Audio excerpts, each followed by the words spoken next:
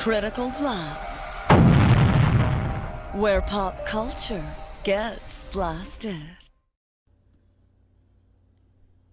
So a while back, we saw this tweet from Mark Lombardi, whom we understand used to do something for Image Comics, and presumably still might.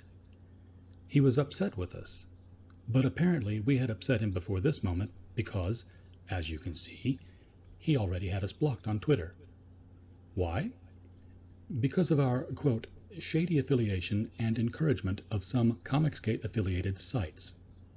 Oh, really? We're not sure what site those are, but let's do our due diligence and check the historical facts. We know that we had covered a video by Richard C. Meyer under his Diversity in Comics channel on YouTube. Surely YouTube isn't considered a ComicsGate affiliated site. Plus, we were fairly even-handed and critical of the video, if we do say so ourselves. A few months later, we had our annual Best of Awards, which are decided by popular vote of our readers. Ethan Van Sciver took the Best Comics Artist of 2017, and Thump, The First 100 Days by Tim Lim took Best Book. Both creators were ComicsGate people at the time, even if at the time ComicsGate wasn't a named thing. Perhaps Lombardi did not like that we highlighted the fact that Jawbreakers, Meyer's crowdfunded comic book, had broken the $200,000 mark, which seemed a newsworthy event given the records being set and the industry it was being set in. We do cover comic books after all.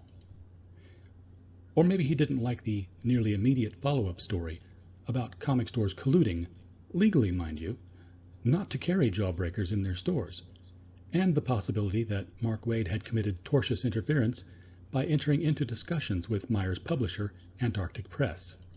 We even laid out, point by point, how a tortious interference case could be made. This was 4 months before the lawsuit against Waid was filed by Meyer for this very thing. Granted, it was a tawdry event, but given it was a Comics Pro acting in an outrageous fashion, we reported when DC Comics artist Robbie Rodriguez decided to graphically shoot the moon.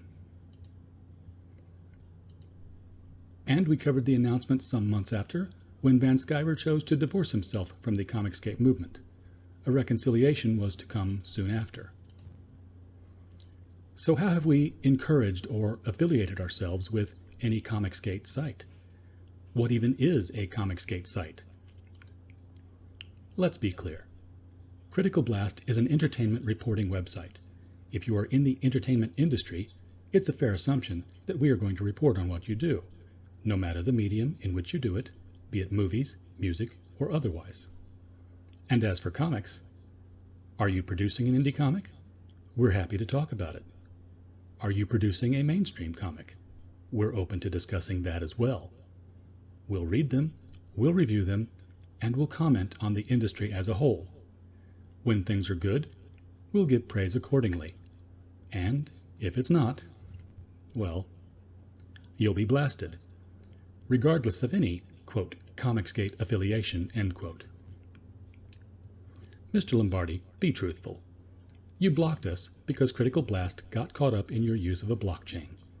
Not the cryptocurrency kind, but the kind where you choose to block someone on Twitter with a cascading block of all their followers. We report on comics. We follow people who make comics news, which means we follow mainstream writers and artists, indie comics and artists, and ComicsGate comics and artists. You blocked someone in ComicsGate and, as a consequence, blocked a mainstream media outlet. Probably more than one. Nothing shady, just short-sighted.